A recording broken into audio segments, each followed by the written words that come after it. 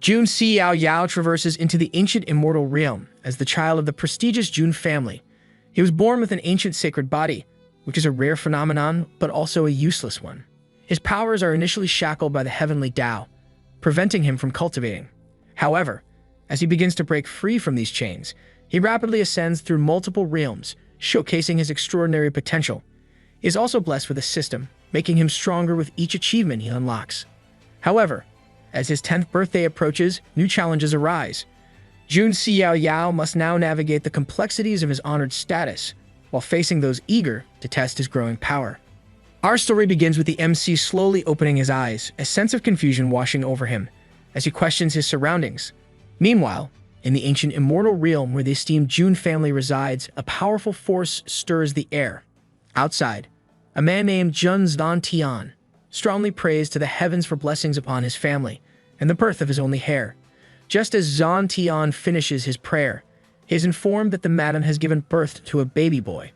Filled with great joy, Xiaoyao eagerly instructs the handmaiden to bring the newborn to him. When the handmaiden presents the baby, Xiaoyao cradles him with great tenderness. As the infant gazes up at Xiaoyao with wide eyes, he is overwhelmed with a sense of wonder, pondering if he has somehow been transported to a different world. Out of nowhere, two beams of light descend into the vicinity, materializing into two men. One of the old men asks if the baby carried in the womb for 10 years has finally been born, while the other cares more about cradling the newborn. That baby should have turned into a rock by now.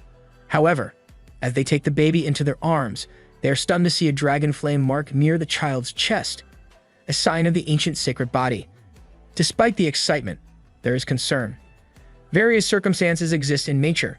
When a fetus is influenced by the heavens and the earth, it can develop all kinds of constitutions, known as the 3,000 constitutions. The ancient sacred body ranks within the top 5 among the 3,000 constitutions. If cultivated successfully, it can contend with emperors. However, in recent ancient times, the laws of heaven and earth have drastically changed, and 10 heavenly chains bind the growth of the sacred body. One of the elders tries to comfort Xiaoyao, assuring him that with the family's high status in the immortal realm, they can provide the boy with a life as grand as that of an emperor, even if he has difficulty cultivating. Hearing the future that might befall him, the MC panics internally. He's already traversed to another world, but now he also will have a constitution that cannot cultivate. This leaves him wondering if this new life will be full of trash. Just as these thoughts cross his mind, a system message appears before him. It congratulates him on obtaining the check-in system and offers a chance to sign in at the Heavenly Emperor's palace. However, it warns him that first-time check-ins for newcomers can trigger a critical hit, randomly receiving a 5-star or above rare reward. Curiosity piqued, the MC signs in, and to his astonishment, it's granted an 8-star rare reward, a fully developed ancient sacred body. The MC is puzzled about how he received the reward and considers it might be an external manifestation. Suddenly, he experiences a powerful surge within himself, but finds he cannot move. The two elders, feeling the escalating energy, look on in astonishment as a dazzling light erupts from the baby's body. This incredible spectacle causes the chains restraining the ancient sacred body to break apart one by one, unleashing a tremendous force that radiates across the entire realm. The scene unfolds as nothing short of miraculous, leaving Xiaoyao in awe as he observes the crowd in the mist, bowing their heads in deference to his grandson. Xiaoyao then excitedly proclaims that this is the vision of the sacred body, prompting all the saints to bow. With a hearty laugh, Xiaoyao asserts that his grandson embodies the qualities of a great emperor. Meanwhile, the MC remains worried about the old man's deep-seated beliefs, questioning the implications of the extraordinary event. The remarkable display of power has not only astonished those present, but also raised concerns about the old man's expectations and the potential consequences for the MC's future. The elders, equally astonished, can hardly believe that the ancient sacred body has broken free from its chains on its own. One of the elders recalls the ancient dragon's nest and how it produced a long-out Tian. However, he personally believes that the recent phenomenon will slap that in the face. The MC worries as he hears the men hype him up as if he's invincible. Worried that he might fail them, he decides to stay low-key from now on. As the excitement settles, Xiaoyao realizes that his precious grandson still lacks a name. He thinks about naming him Changsheng, which means long life, but the elders argue that it's overused and common. Suddenly, Jiang, the baby's mother, steps forward and suggests the name, Xiaoyao, which means free and unfettered. She explains that while becoming an immortal is easy, living a carefree life is far more difficult. Her hope is for her son to live a free and unfettered life. Zhan Tian is moved by Jiang's suggestion, and he agrees that it's a fitting name. However, he can't shake the feeling that something is wrong, so one of the elders tries comforting him. The elder says that Jun Huai is the white-robed divine king, and perhaps he hasn't fallen, but is trapped somewhere. Zhan Tian then looks at the little Xiaoyao, who's staring at him with a bright smile. Meanwhile, in the Jun family's ancestral burial ground, something ominous stirs. The lid of an ancestral coffin begins to move, causing alarm among those nearby. They shout that something is terribly wrong. The ancestors' resting place can no longer contain what lies within. As the little Xiaoyao peacefully sleeps in his mother's arms, Zhan Tian gathers the clan elders and warns them that if news of Xiaoyao's attainment of the sacred body spreads, the consequences will be dire. He insists they must work together to hide the sacred body fluctuations in Xiaoyao. One of the elders agrees, noting that many forces in the immortal realm are targeting the Jun family. Another elder comments that a tall tree catches much wind, which means that those who stand out are targeted. Meanwhile, Xiaoyao is pleased that his old man finally understands that he must grow stealthily to avoid unnecessary risks. Just then, Zhan Tian asks Jiang to bring the baby over. She feels guilty for the trouble she caused her father and the elders, so she apologizes to them. Girl, you carried a gremlin for 10 years. I think you're good. The elders and Zhan Tian then begin chanting spells, invoking the black-faced Thunder Duke, Black Death Sky Soldiers, 4 direct combat seals, and the Sun God's Step. A strong light envelops Xiaoyao, making him feel weightless. Suddenly, an old man yells, asking what these foolish brats are doing. The old man uses his power to stop their actions, shocking the elders as the building shatters in the process. Zhan Tian, startled, asks the old man who he is. The old man takes Xiaoyao in his arms and reveals that he's an 18th generation ancestor. Hearing this, the elders and Zhan Tian kneel to welcome and honor their ancestor. However, the old ancestor angrily asks when the Jun family starts needing to hide their actions and questions if they can't even protect a child. Xiaoyao, confused, wonders why there's another old man and thinks they all look the same, making it hard for him to remember them. Bro's been around too many old men that he acquired their dementia. Zhan Tian suddenly pleads with the old ancestor not to be angry, explaining that he's only afraid someone might harm his grandson in the future. The old ancestor, however, tells them to let him see who dared harm Xiaoyao. He doesn't mind starting an immortal war and turning heaven upside down. This declaration leaves Zhan Tian and the elders silent, knowing that an immortal war will destroy the world and make it bleed. They're shocked the old ancestor would actually consider it, all for a little child. Zhan Tian then respectfully asks the old ancestor if he is really willing to risk death passage to protect the child. Without a doubt, the ancestor simply replies, why not? Death passage is an extreme method of cultivation, discovered by the top cultivators in the realm. One enters oneself in a coffin, completely isolated from the outside world. Success means breaking out of the coffin, but failure means being sealed in it forever.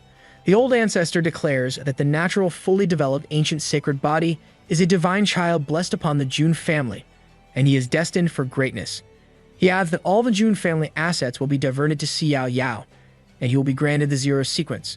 Zhan Tian and the elders are stunned by this news. Xiaoyao, confused about what the zero sequence means, feels there have already been too many settings introduced in one go. Give the boy a manual. Damn it. The Jun family has a large population, with tens of thousands of members.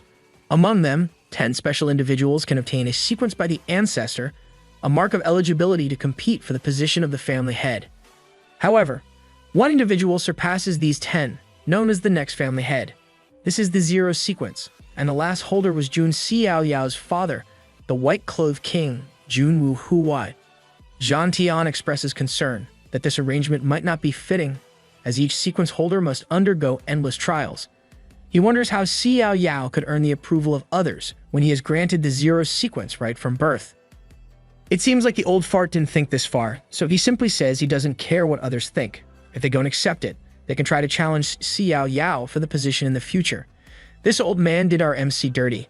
Hearing the ancestors setting him up for future trouble, Xiaoyao can only panic internally, Frustrated, he tries to yell at the old ancestor that he's still just a baby, but his words come out as baby talk.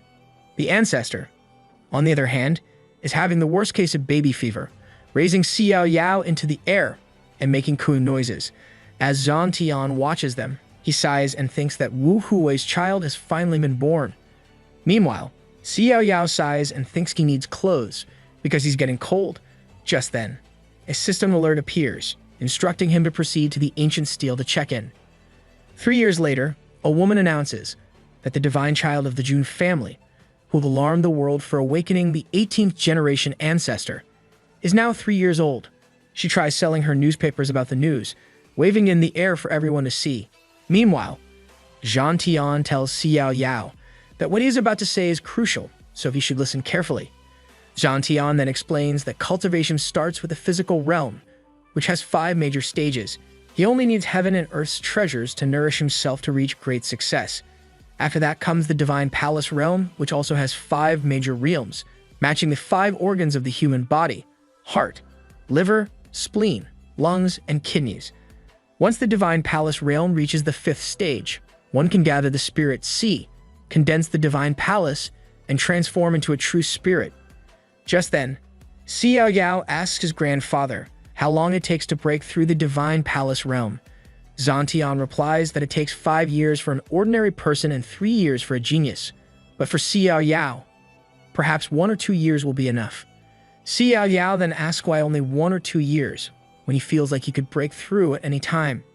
Intrigued, Zhang Tian asks the little boy to demonstrate his cultivation. As Xiaoyao begins, Zhang Tian is impressed by how quickly he enters a meditative state. However, Zhang Tian is shocked when Xiaoyao breaks through 2 realms in a row without stopping. His shock intensifies as Xiaoyao then breaks through all 5 realms. Afterward, Xiaoyao stops and excitedly tells his grandfather that he believes he has successfully broken through the divine palace realm. To his surprise, he finds his grandfather lying on the ground, happily praising him for being the Qilin child of their family.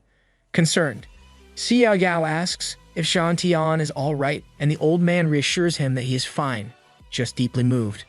Filled with excitement, Zhang Tian tells Xiaoyao that to celebrate his breakthrough into the divine palace realm, he wants to give him a gift.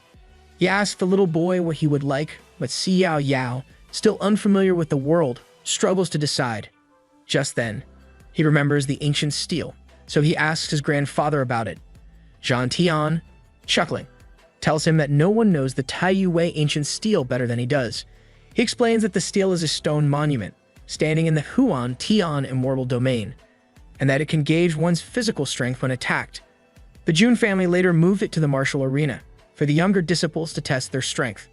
Amazed that it's nearby, Xiaoyao sweetly asks his grandfather if he can take him to see the ancient stele. Zhang Tian chuckles and lifts the boy onto his shoulder, telling him that his grandfather will accompany him right away. Meanwhile, Xiaoyao flatters his grandfather, calling him the best.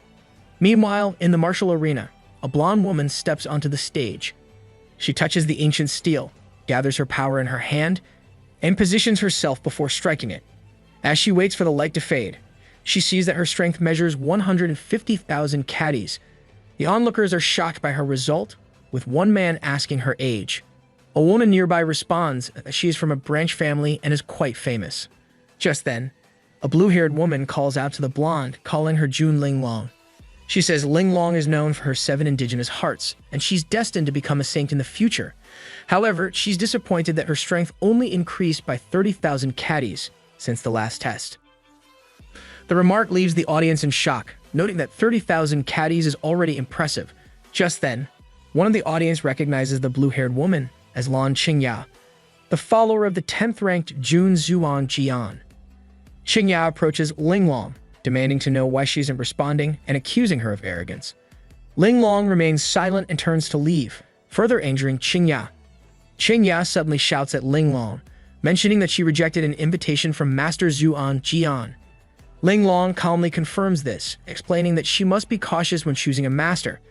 She acknowledges Zuan Jian's strength, but criticizes his narrow-minded temperament. This would explain why he let someone as petty as Qingya come to bother her. Ooh, that's gotta sting. Furious, Qingya says Ling Long is acting all high and mighty, so she's going to teach her a lesson on behalf of Master Zuan Jian. She attempts to attack, but Ling Long effortlessly grabs her hand before she can strike, causing her to wince in pain. Ling Long sternly warns Qingya that if it were up to her, she would rather not engage in this conflict alone. Out of nowhere, Xiaoyao appears before them, exclaiming that this is the place he's looking for. The women are surprised by the young boy's appearance, not sensing that he's even nearby. Just then, the system informs Xiaoyao that he has arrived at the Tue Ancient Steel, making his check-in successful. The system then congratulates Xiaoyao for receiving a 6-star reward, the Divine Elephant Imprisoning Qi. While the reward is being distributed, the system also informs him that it's basically myriad forms of elephants and endless transformations. The giant elephant matures into a juvenile stage, transforming into a dragon elephant. The dragon elephant will then turn into its original, primitive form. The original, vigorous elephant's power transforms into the divine elephant, which marks the ultimate completion. Xiaoyao recalls that his last reward, the complete primordial saintly body, was 8 stars. He begins to wonder if the star level indicates the strength of the technique and what the highest number of stars could be. Suddenly, Qingya loudly demands to know who Xiaoyao is and if he knows where he is. With her hands on her hips, she tells him that this is not a place for kids. Annoyed by her endless yapping, Xiaoyao looks back and calmly states that he is Jun Xiaoyao of the Celestial Emperor Palace. With a cocky stance, she asks the woman if she has any objections. Ling Long is shocked upon hearing Xiaoyao's declaration, and the crowd is equally stunned, realizing that this boy is the one who caused the 18th generation ancestor to come out of isolation, and was granted the title of Divine Child.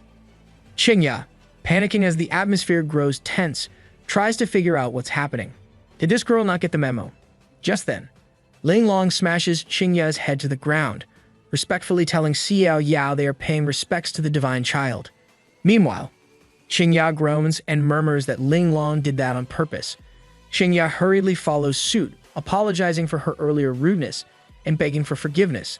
Seeing the scene unfold before them, the crowd hesitates for a moment, but then immediately bows, declaring their respects to the Divine Child.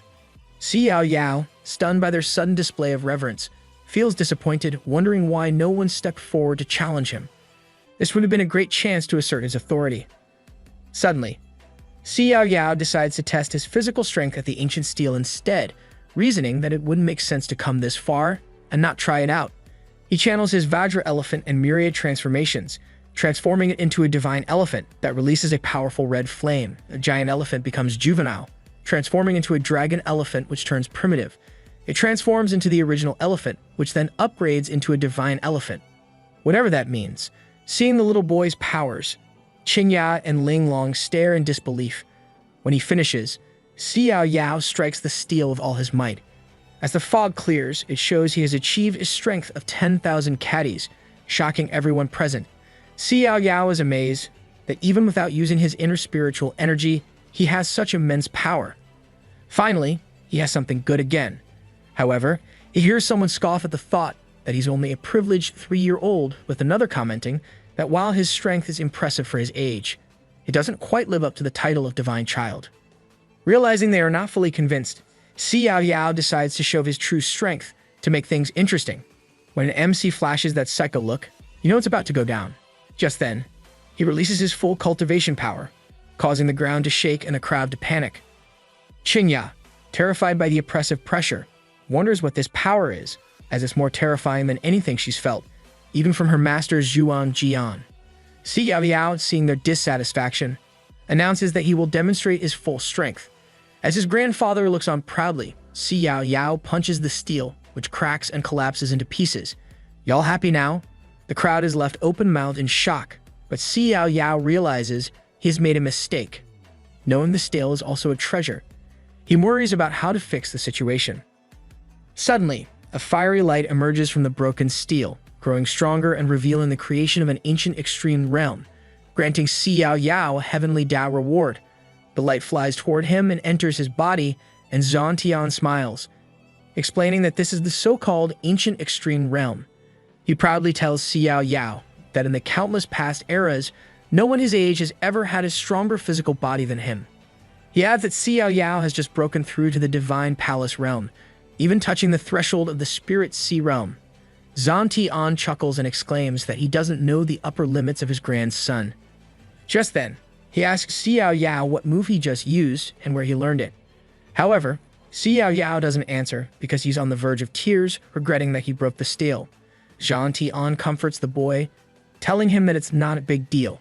Xiaoyao refuses to believe that it's all right, so he begins lifting the pieces of the broken steel, hoping that it could still be used if it's patched up.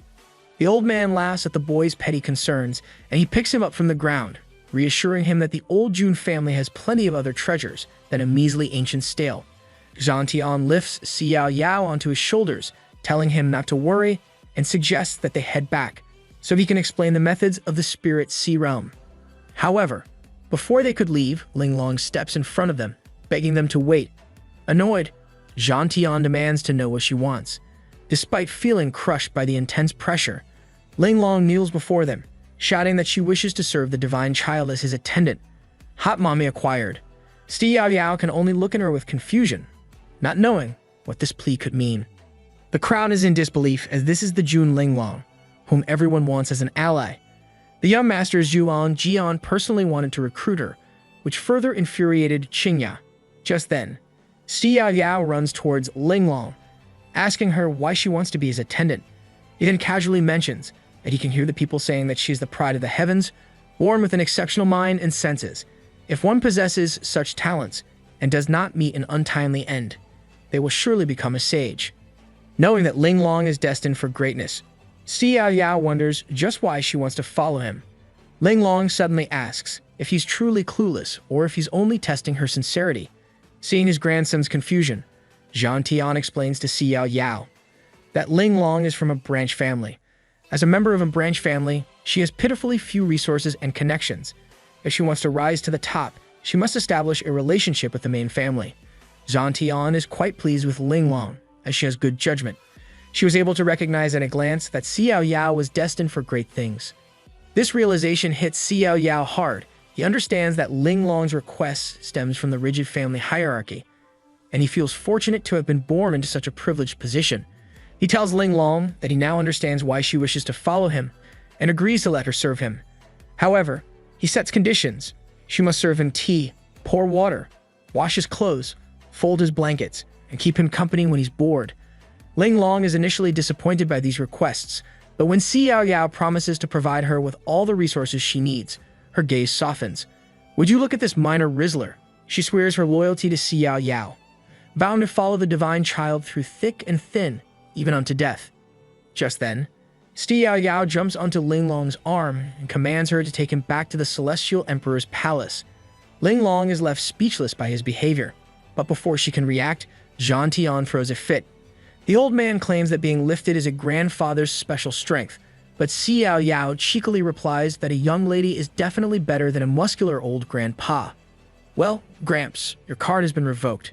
Zhan Tian is shocked and in tears, refusing to believe that his little boy just said that.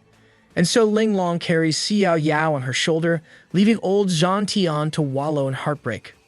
Meanwhile, Qingya, running as fast as she can, makes it her duty to notify Master Zhuang Jian about what just happened.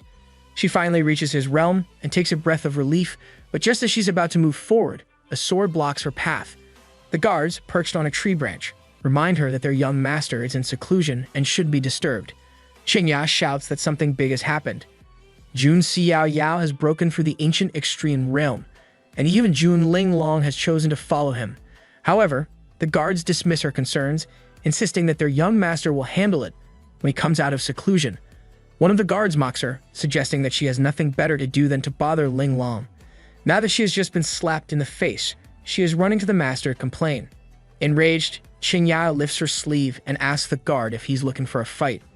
Just then, the forest suddenly shakes, and a strong aura fills the air. Someone rises from underground. It's Zhuang Jian, and he's come out of seclusion. Qingya immediately goes into fangirl mode, pleased that her master has finally returned.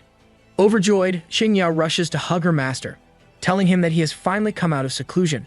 Zhuang Jian recalls who she is, and he asks if she came specifically to welcome him out of seclusion. Qingya doesn't answer the question, but instead complains about the guards who stopped her from seeing him. With her big eyes, she asks if he thinks they're awful. Zhuang Jian agrees they were out of line and orders them to slap themselves 20 times, which they immediately do. Just then, he sweetly asks Xingya who else has upset her.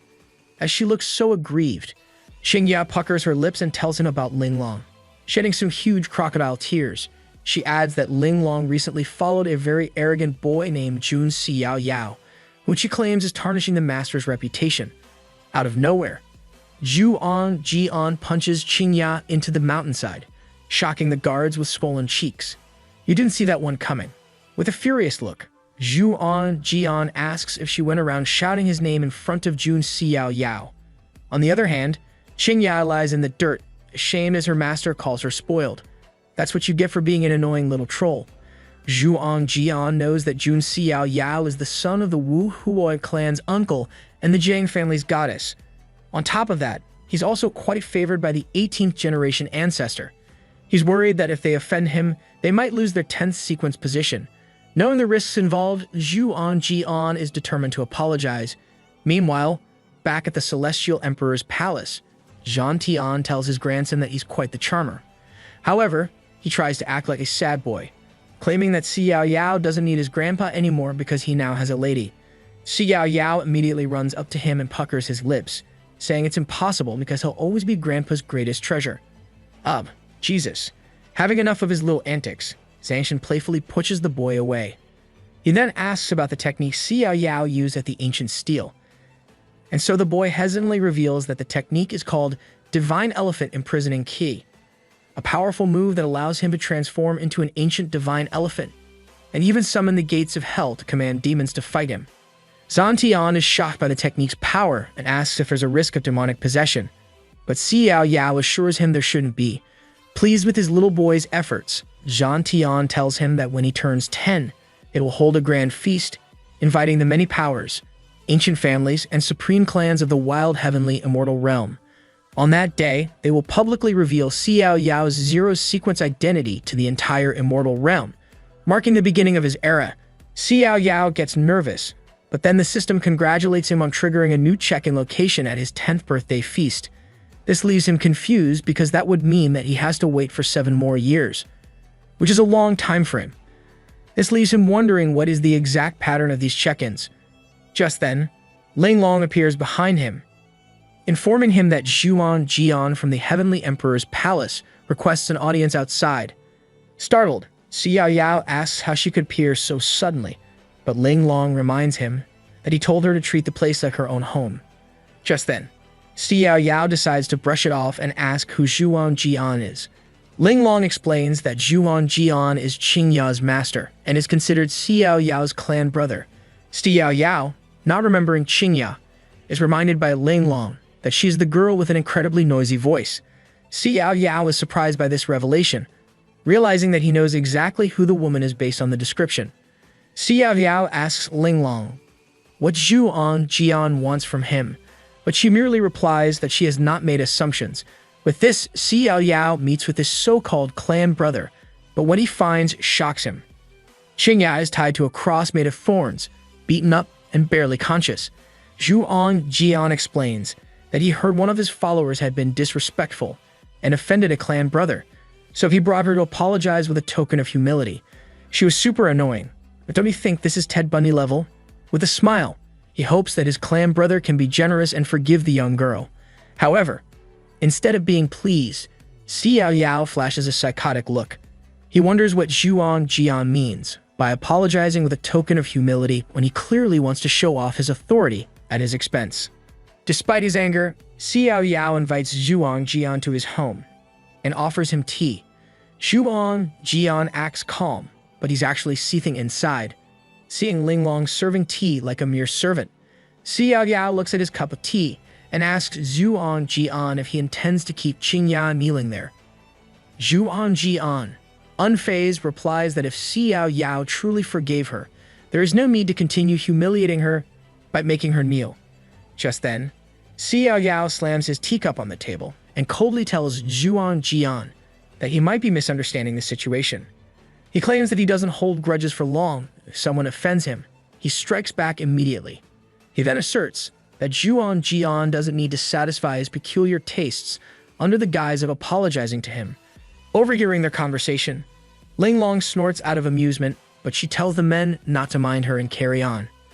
Zhuang Jian is taken aback by this reaction, so he grimly states that Xiaoyao seems dissatisfied with his apology. In that case, there's no need to keep Qingyao around. He suddenly attacks Qingyao from behind with his blade, creating a loud explosion that destroys part of the realm. Fortunately, Ling Long quickly intervenes, grabbing Qingyao in time and preventing any further damage to her. She then sarcastically asks Qingyao if this is the Zhuang Jian that she's been preoccupied with, causing the girl to swallow her pride. Zhuang Jian gets triggered by this insult, but he remains composed.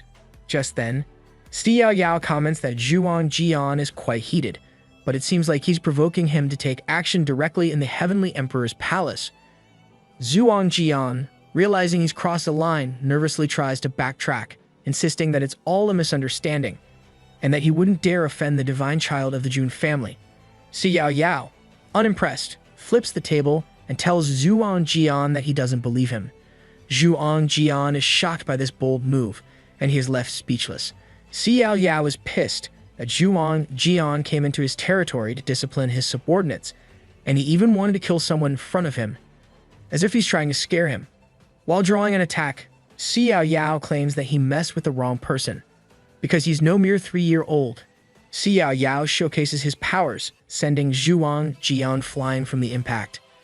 As the dust settles, Xiaoyao tells his clan brother that he didn't lie, he can retaliate on his own, and doesn't need someone else to do his bidding. Zhuang Jian got humbled bad. He then remarks that the weather is quite good, and he suggests having a little spar to deepen their brotherly bond. With a smug face, Xiaoyao asks if he's going to chicken out. Zhuang Jian grits his teeth in anger, and thinks that this little idiot is going too far. However, he keeps his composure and reminds himself not to get provoked by a 3-year-old. He then firmly says that he will oblige, since his clan brother wants it. He declares that he will only use 30% of his strength, since he's the older brother. He proposes a wager. If Xiaoyao can beat him, he'll give him the Yuan Tian Supreme Command. But if Xiaoyao loses, he must apologize for his rudeness. Xiaoyao, confused about what the Yuan Tian Supreme Command is, hears Ling Long telepathically communicating with him in his mind, telling him that it's some good stuff. She advises him to beat up the guy and take the token, since he offered it anyway. Ling Long claims that the token might be related to the legendary Supreme's secret treasure. The so-called Supreme stands at the peak of the Ancient Immortal Realm, eternal and indestructible. Ling Long flashes a creepy smile, telepathically telling Xiaoyao to think about how many good things would be in his secret treasure, left by someone so powerful. Excited by what awaits him, Xiaoyao smiles widely like a dog with rabies, thanking his clan brother for his generosity. Zhuang Jian shakes as he sees the look on the kid's face, thinking that the divine child of the Jun family might be a money grubber. As the spar progresses, Zhuang Jian finds himself lagging. The child's actions are too fast for him to comprehend, making him look like an idiot. He gives himself a little pep talk, reminding himself that he's the 10th sequence of the Jun family, a universally recognized genius. However, he doesn't understand why he's being suppressed by a 3-year-old. Just then, Xiaoyao infuriates Zhuang Jian further by twisting and turning, as if he's treating the spar like a little game. With a weird smile, Xiaoyao tells his clan brother to hang on, which makes Zhuang Jian want to beat him up even more.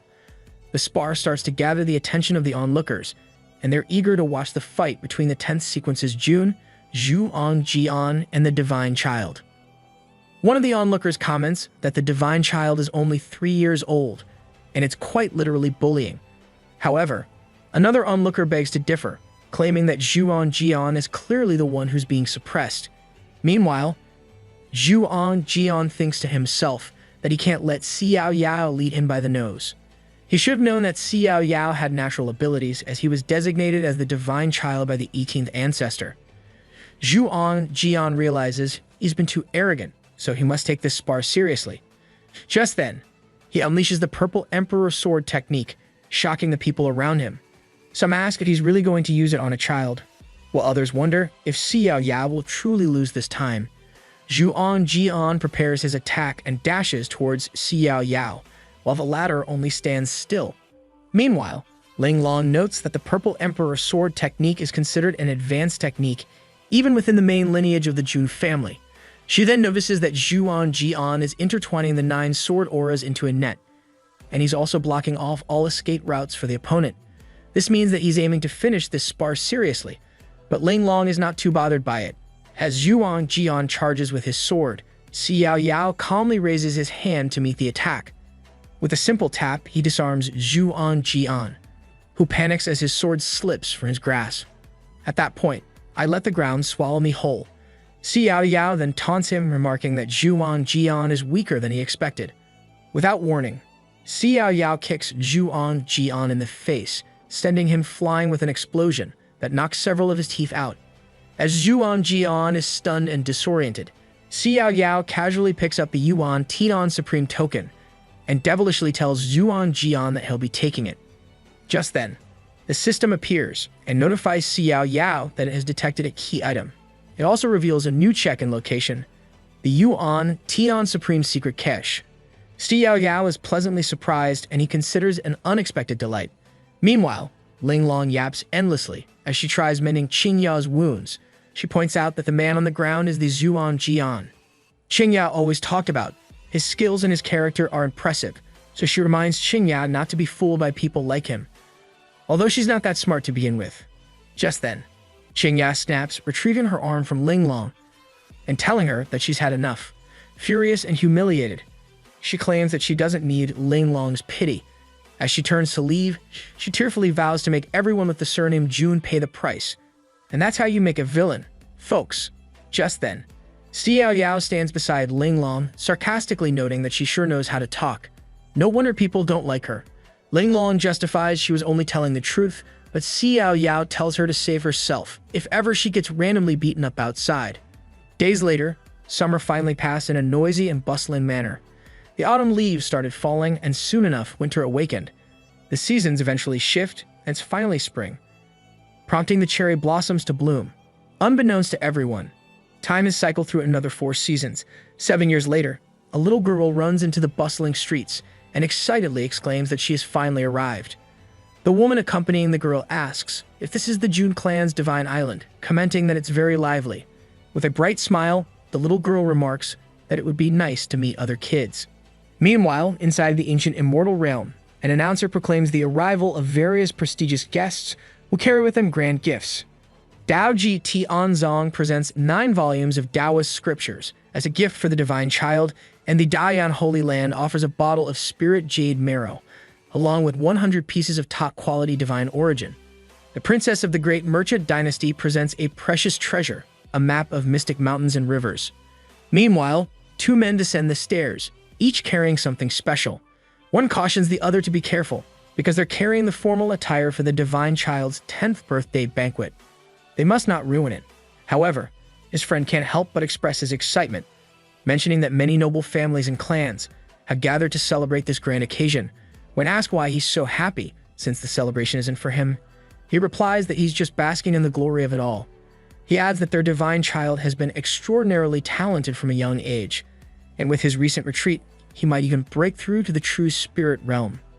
Shortly after, the 2 men arrive at their destination, where they respectfully greet the divine child from his seclusion. One of the men asks Xiaoyao to bathe and change into his clothes for the banquet, but a revelation suddenly shocks them. Xiaoyao has broken out of seclusion. The men are surprised by the sight of the floor slashed and a message written on the wall, indicating that the divine child was bored and went out to play. Meanwhile, on the rooftop of a house, Xiaoyao is happily munching on fruits, talking about how he's had to rely on fasting pills for the past 3 years. He furiously asks, what's the point of cultivating if he can't even eat? Tearfully, he shouts that if they ever force him back into seclusion, he'll disown the Jun family name. Ling Long, who has been observing him, thinks to herself that his most hated food is indeed fasting pills. She suddenly appears beside Xiaoyao, saying that for her, not being able to bathe for 10 days to half a month during seclusion would be even more unbearable. Xiaoyao agrees wholeheartedly, but then he realizes that Ling Long appeared out of nowhere. He asks what she's doing on the roof, So Ling Long casually replies that she's there on orders from the family to bring back a certain divine child who broke out of seclusion without notice.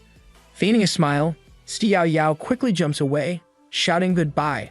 Ling Long chases after him, reminding him that it takes half a day to put on the ceremonial robe.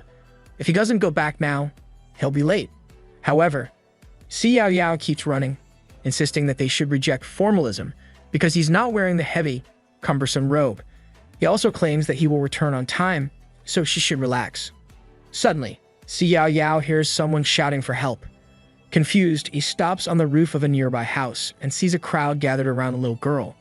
The girl furiously yells at a beat-up man, calling him an ugly monster and accusing him of hurting her bird, Little Gray. The man apologizes, but the girl furiously demands to know what good an apology does when Little Gray's talon is fractured. The man's companion tries to calm the girl down, suggesting they work things out amicably and asking what compensation she would accept to let his young fellow off the hook. The girl, however, becomes even angrier, accusing him of taking her for a low-life scam and threatening to break his leg to make things fair. Peace was never an option. Watching from above, Xiaoyao wonders where this unruly brat comes from and how she dares to bully people on the Jun family's territory. Judging by her aura, he knows she's also a cultivator. Deciding to teach her a lesson, he tosses a leftover apple core toward her. However, before she gets hit, she senses the object and swiftly catches it, demanding to know who dares to sneak attack her. However, it takes her a minute to realize that the apple core is wet and disgusting, causing her to freak out. Xiaoyao bursts out laughing, telling her that it serves her right to bully ordinary people. The girl, now furious, angrily asks where this ugly monster came from and how he dares to meddle in her affairs. With her eyeballs almost popping out of their sockets, she threatens Xiaoyao, asking him if he knows who she is. Xiaoyao, who's wearing a mask and disguised, mockingly replies that whoever calls someone else an ugly monster is the real ugly monster. To annoy the girl further, he makes it clear that the girl is the real monster. Xiaoyao repeatedly mocks her, further infuriating the girl. Just then, the girl appears in front of Xiaoyao, shocking him with her quick moves. She almost lands an attack, but Xiaoyao dodges it and keeps teasing her. As Xiaoyao leaps away, he realizes that the force of her attacks doesn't mean any harm, so she probably only wants to vent. Gritting her teeth, the girl calls Xiaoyao a rat and commands him to stop running, so they can fight for 300 rounds. However, Xiaoyao only sticks his tongue out and says there's no point in fighting, since she can't even catch him. He then teases the girl some more, luring her to chase him. As expected, the girl runs after Xiaoyao, vowing that she'll kill him. Xiaoyao, on the other hand, is entertained, yet wants to lead her away from the tense environment. Ling Long is still chasing after him anyway, so he might just use this as an excuse to keep going. Unbeknownst to the young master, Ling Long stands silently on a rooftop, watching the drama unfold. She recognizes the emblem on the girl's clothes as belonging to the Jun family of Qingzhou. Thinking that she can pin her responsibilities on another noble, Ling Long contemplates whether she should chase Xiaoyao or not. But then she decides to spice things up, ultimately waiting for the drama to unfold. Work smart, not hard, right? After a long and tiring chase, Xiaoyao and the girl stop by a river in the forest. Xiaoyao is surprised that the girl can keep up with him, making him think that she's no ordinary girl. While catching her breath, the girl, whose name is Jiang Luoli, claims that she won't stop until she gives him a good beating. They were really creative with that name, huh? At the back of his head, Xiaoyao is annoyed because the situation got worse when he just wanted to help someone. This makes him wonder if he can wrap up the scene. Just then, he realizes that the sun is about to set, reminding him about his 10th birthday feast. Xiaoyao turns to the Luo Li, holding out his hand like a K-drama actor, and saying that he can't play anymore. Luo Li is confused, but before she can make sense of what he's saying, Xiaoyao has escaped using a distraction. That night, at the palace, everyone rejoices and celebrates Xiaoyao's birthday. As the event progresses, the host announces the arrival of the Jiang family from Qingzhou. They present a generous offering, an ancient sacred weapon, 3 undying elixirs, 100 top-grade sacred pills, and 1,000 pieces of premium divine essence. I sure want to invite these folks to my birthday.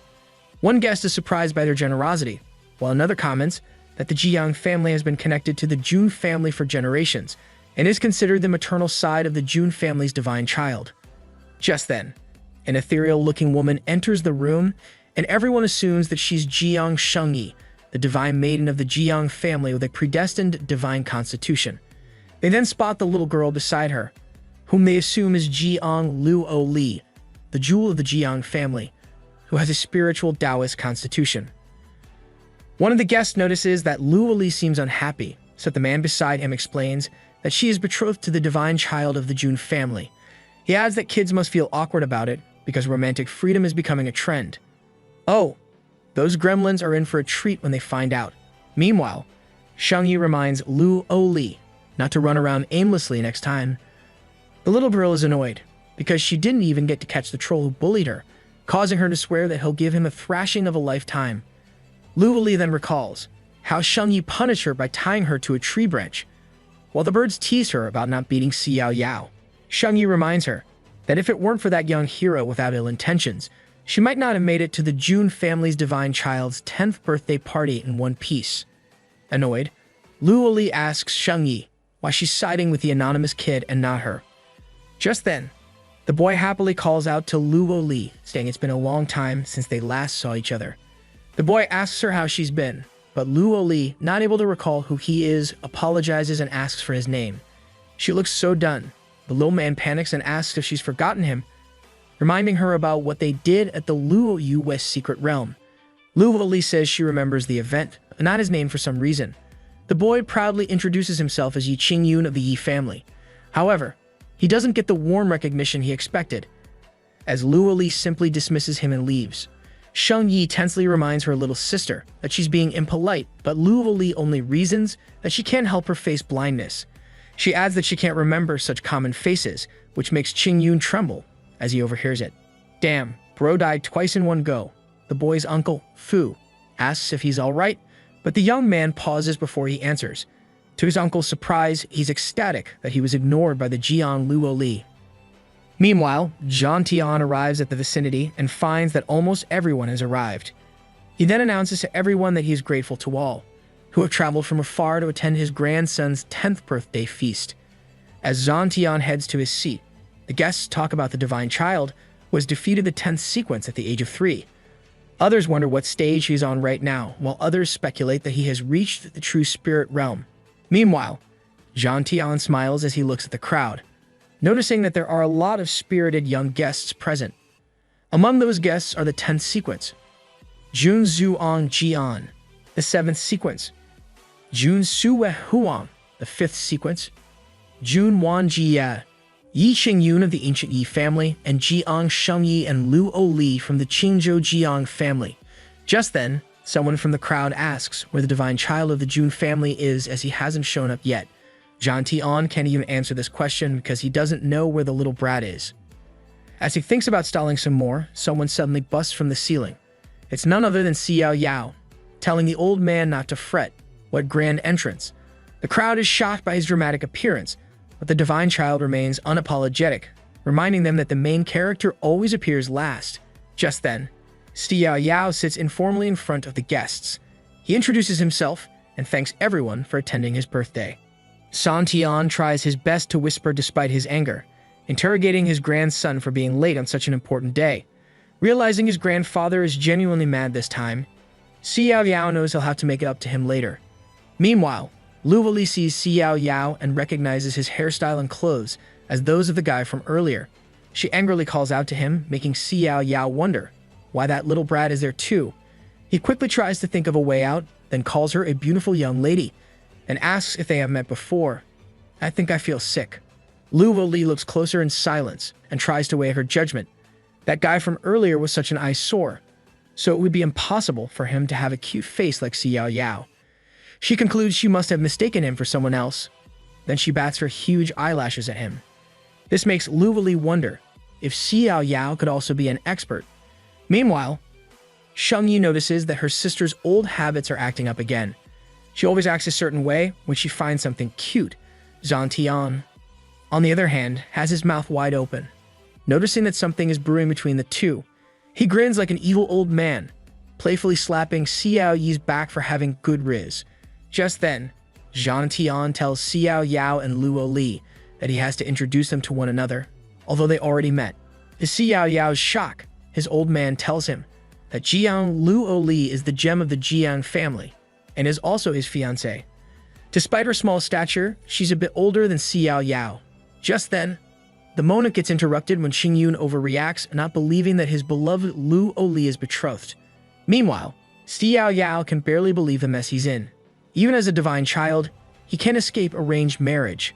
However, he's not going to give up that easily. He'll make Luoli dislike him by telling her the truth about their first encounter. Just then, Luoli hands a small golden sphere to Xiaoyao, claiming that it's an elixir made from the water of the Fountain of Youth. She urges him to eat it quickly, and she pleads with him to keep his current physique, or else he won't be cute anymore. Xiaoyao tries to keep his composure, but deep down, he can't deny that this girl is one screw loose in the head. He then starts thinking of ways to get out of the marriage. He looks around the room to look for an idea, and his gaze lands on the answer, Ling Long. When Ling Long meets his gaze, he points at her and telepathically tells her to admit that they already promised themselves to each other. While using some hand signs, he asks her for a price. Offended, Ling Long initially gets enraged, but she keeps her cool and says she refuses because she still wants to leave the place alive. Xiaoyao reminds her that she's his attendant and must follow his orders, but Ling Long dramatically shows him her palm and says she'd rather resign. Tushed. Xiaoyao's facial nerves twitch in anger, and Ling Long infuriates him further by reminding him that he wanted a show. Just then, everyone starts gathering around Xiaoyao and Luoli, congratulating them on the betrothal. Xiaoyao tries smiling, but in his head, he's wondering if anyone is considering his age. He only hopes that someone breaks the progression of his misfortunes. Out of nowhere, Qingyun slams his hand on the table, declaring that he doesn't agree to this marriage. Seeing him object to the dreaded marriage, Xiaoyao couldn't be more thankful. Uncle Fu tells Qingyun not to be reckless, but the young man argues that he's not. Meanwhile, Zhang Tian is offended by Qingyun's objection, making him question when the Yi family ever got a say in the Jun family's marital affairs. Before Zhang Tian can do anything else, Xiaoyao bows to Qingyun and asks for his name. After Qingyun introduces himself, Xiaoyao randomly shares that historically, when it comes to abducting a bride, he has to demonstrate strength. Qingyun asks if the divine child of the Jun family wants to exchange blows with him, and Xiaoyao asks why not.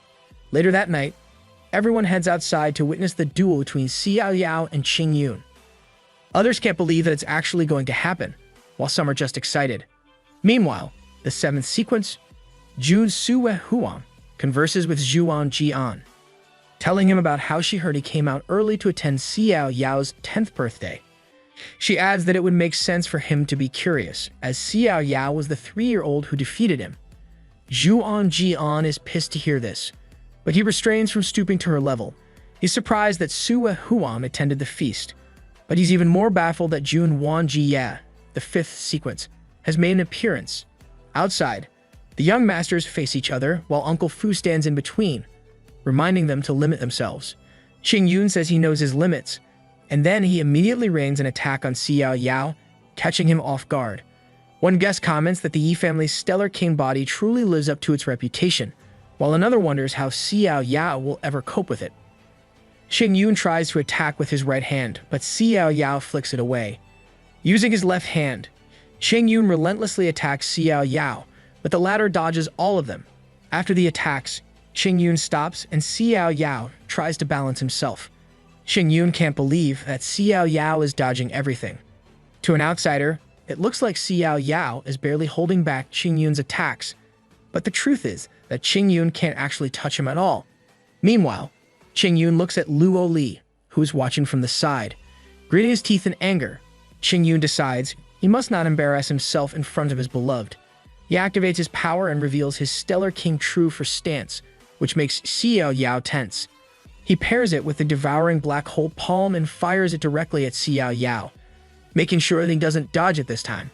Xiaoyao, on the other hand, gets worried as things went too far. As Qingyun persists with his attacks, Xiaoyao realizes that he might get torn to shreds if he gets hit. Left with no choice, he uses the divine elephant and seals it with an abyssal strike, causing a massive clash with Qingyun's powers. Seeing the fight unfold, Shengyi exclaims that it's the golden spiritual energy of the ancient sacred body. Someone in the crowd questions if it's truly the ancient sacred body, as it would make sense why 10,000 saints worshipped it 10 years ago. Another guest mentions that there was a rumor that the ancient sacred body had become a useless relic, while another theorizes that the Jun family spent enormous resources to help Xiaoyao break through several limitations. Even so, the path of the ancient sacred body can't go far. Meanwhile, Xiaoyao and Qingyun continue their fight, their attacks fusing into one bright explosion. However, Qingyun's attack is too strong, and it sends Xiaoyao flying into the air. Qingyun is shocked by his power, and so is Zhang Tian, who can barely believe that his grandson was defeated. Xiaoyao ends up slamming on the cold floor, bleeding and unconscious. Everyone falls quiet as they watch the scene unfold, as they still haven't processed it. Just then, Uncle Fu runs towards Xiaoyao, reprimanding Qingyun for laying a heavy hand on a 10-year-old. Qingyun, on the other hand, frantically justifies his actions, claiming that he didn't mean for things to go this far. Unbeknownst to everyone, Xiaoyao is pretending to lose, but Qingyun is well aware of it. During the clashing of their powers, Xiaoyao winked at Qingyun and purposely withdrew his attack, causing him to fly off and fall. Just then, Xiaoyao tells Uncle Fu not to blame Qingyun, as it was him who proposed the contest. He adds that the young master's skills were too extraordinary and unparalleled, causing him to lose. Someone get this kid an Oscar. Just then, he intrigues everyone by saying that the ancient sacred body has become a useless relic. He believes that his talents are mediocre, which would only hinder Luo Li's future. Because of this, he suggests canceling the engagement. Zhang Tian tries to play it cool, but he's actually planning to teach his grandson a lesson. Luo Li, on the other hand, is offended at his future husband for looking down on her.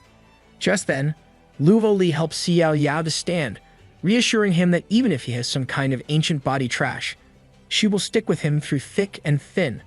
Horrified by her statement, Xiaoyao freaks out and runs away, causing the little girl to chase after him.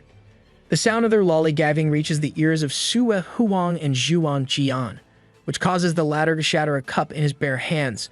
Sue Huang rants that they're all legitimate hares with golden spoons in their mouths, but Zhuan Jian argues that this is not entirely true, because some people are more privileged than they are. They don't know how long they have to work to get what others are simply born with. Meanwhile, outside, someone questions the ancient sacred body, mocking it for losing against a tiny firefly like Qingyun. Just then, everybody looks up at the roof and they realize that the voice belongs to the leader of the ancient dragon clan. He is accompanied by his comrades, who are looking down on everyone from above. Just then, the man angrily calls Qingya and kicks her, asking if she's trying to make a joke out of him. He furiously states that he came because she reported that there's an ancient sacred body that has broken its shackles. Seeing his harsh treatment of Qingya, Xiaoyao frowns in anger. A few months ago, in the ancient dragon's sanctuary, the people raised their drinks in celebration, congratulating Prince Long Hao Tian for successfully fusing with the dragon essence. They proudly declared that if the dragon essence had been absorbed by an ordinary person, their body would have exploded by now. Only someone as extraordinary as their prince could refine it. However, Hao Tian asks what one dragon essence means, when his older brother has already fused with 3. He then proclaims that sooner or later, he will be just like his elder brother, inspiring his people to wish for his great achievements. Meanwhile, a horned creature nearby asks the chicken man what dragon essence is, and the chicken explains that it is the flesh and blood left behind by a fallen supreme dragon. Within it are various talents, divine abilities, and rune imprints, making it a special treasure in the world. The ogre, excited, asks if they can use it too, but the chicken man says no, explaining that a single drop would cause them to burst and die.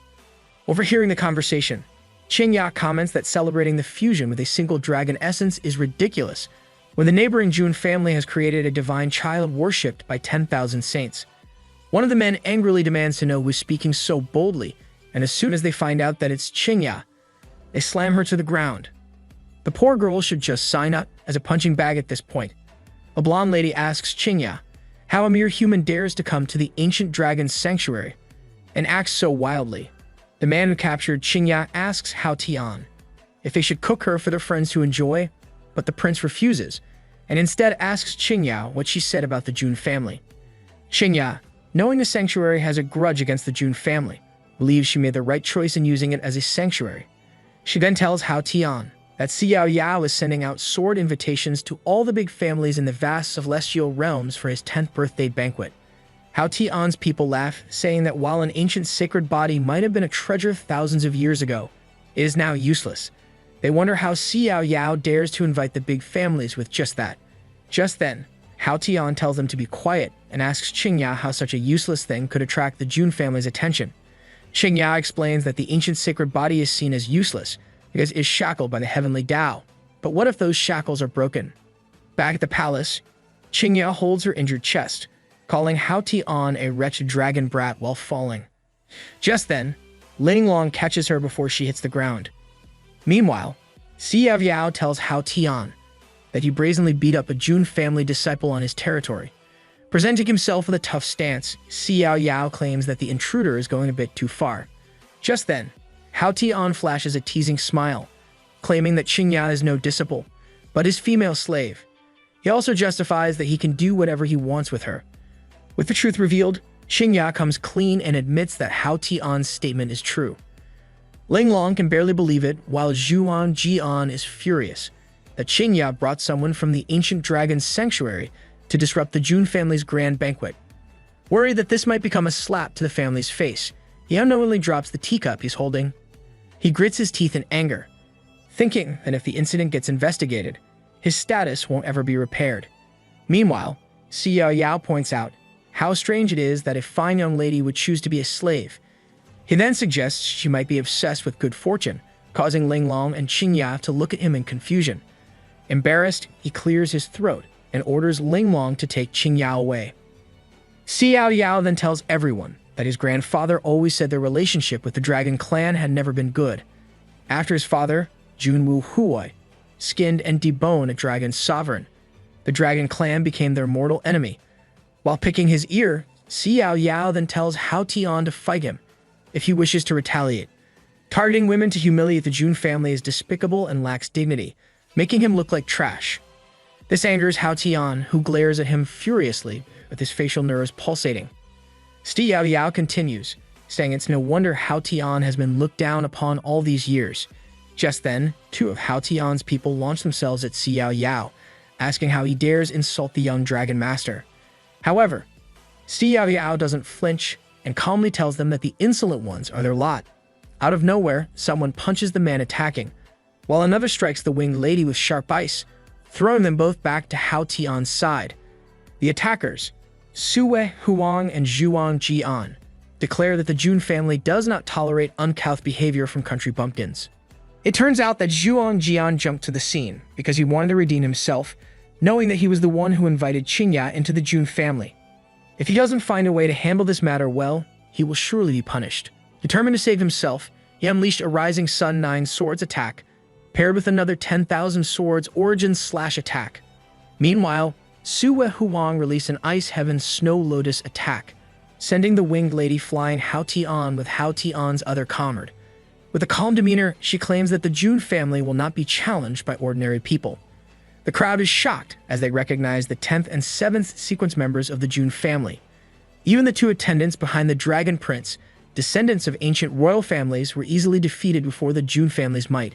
Just then, someone remarks that if those two aren't even in the top 5, they wonder what monsters occupy the top 5 of the Jun family ranking. Seeing Xiaoyao, Zhuang Jian, and Sue Huang stand together like the Avengers, the people confirm that they are the depth of the ancient sacred body family. Hao Tian, gazing at his heavily injured people, tells the enemy not to be too arrogant. Just then, he engulfs himself in his powers and starts attacking Zhuang Jian. He manages to block the attack, but he's definitely shocked by the strong force. It's the Dragon clan's great divine power, the intercepting dragon hand.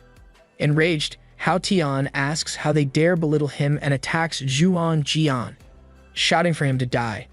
Just then, Sue Huang points her sharp ice at Hao Tian, warning him not to be reckless.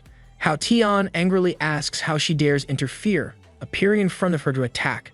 However, before he can release a strong blow, Xiaoyao steps forward and catches his wrist, shocking both Hao Tian and Sue Huang. Xiaoyao, uninterested, easily tightens his grip and breaks the bracelet on Hao Tian's wrist. Hao Tian grits his teeth in pain, but before he can react, Xiaoyao punches him in the face. Though pushed back, Hao Tian regains his balance, his mouth bleeding from the attack. Just then, he smiles and asks if that was it. He laughs, asking if that was the ancient sacred body that broke its shackles. Could this be a way to mask the embarrassment of being punched? Meanwhile, Xiaoyao tells his clan brother and sister to step back as the young lizard is there for him. They try to refuse, but Zhang Tian insists they oblige. The old man adds that since today is Xiaoyao's 10th year feast, they should let him personally entertain their distinguished guests. Right away, Xiaoyao looks at Hao Tian, who positions himself to attack, and they both leap into battle, smiling at each other. They attack continuously and rapidly, as if playing a game. Qingyun is shocked by their speed, and he can't even keep up with their movements. It finally makes sense to him why he couldn't touch Xiaoyao in the previous duel. Just then, Uncle Fu tells Qingyu not to blink and focus. He claims that the real competitors at the pinnacle of this era are not prodigies like Qingyun, but the monsters in front of him. Such monsters are in front of them right now, so they should take this opportunity to witness their might. Hao Tian activates his dragon fist, and Xiaoyao activates his monarch seal, causing a massive explosion. Meanwhile, Lu Ali covers her face from the impact, but when she opens her eyes, she's surprised to see a huge barrier in front of her. Zhang Tian, who created the barrier to protect everyone, calls them brats, acknowledging their power. As the smoke clears, the two young masters face each other within the barrier. Xiaoyao tells Hao Tian he seems rather pleased for someone seeking revenge, but Hao Tian responds by questioning why he should care about the grudges of the previous generation. He notes it's rare to fight someone who has broken through the Heavenly Dao's shackles. Just then, Hao Tian throws off his coat because a duel requires a wardrobe change, and asks Xiaoyao how one couldn't be excited when facing him. Hao Tian then taps into the ancient power within his body, summoning his ancient sacred body. A strong blue light emerges from Hao Tian as he unleashes a true dragon binding heaven technique, forming a huge dragon above him. Seeing this, Xiaoyao calmly says that in the face of a fully committed opponent, responding seriously is the only proper etiquette. Xiaoyao activates his power and points his fingers like a gun at Hao Tian, telling him he'll show him the ancient sacred body he so desires. Zhang Tian's eyes widen in shock as he sees Xiaoyao's stance. He realizes that Xiaoyao has tamed the mysterious, flowing endlessly and truly reflecting the heavens. He is like yin and yang, uniting as one and nourishing all forms. Zhang Tian is sure that Xiaoyao is using the mystical profound scripture, the Jun family's supreme secret technique. Using mystical power, Xiaoyao solidifies it into a blade that transforms into a divine weapon. When Xiaoyao finishes, a swarm of swords appears around him, shocking onlookers who recognize it as the Jun family's war decree. Rumors say that when the decree is fully mastered, spiritual power can form thousands of divine weapons, capable of splitting the heavens and obliterating the earth. Xiaoyao releases his swords to strike Hao Tian, who confidently retaliates, telling him to bring it on. Hao Tian's dragon flies towards Xiaoyao, but Xiaoyao's swords continuously strike it, shattering the dragon into pieces. Hao Tian sweats, realizing the prowess of the divine sacred body. Just then, Xiaoyao uses his war decree with dragon slayer power to attack, leaving no room for Hao Tian to escape. Although Hao Tian stands still at first, he eventually kneels on the ground. Feeling defeated, he wonders if he will ever reach such a realm. As the dust settles, Xiaoyao turns around and raises his fist proudly, making the audience proud. The onlookers acknowledge him as a true genius, while some congratulate the Jun family for gaining another prodigy. Zhang Tian smiles at his grandson, but he suddenly gets frozen in place when he sees Hao Tian looming over him. In a split second, blood shatters, leaving everyone shocked.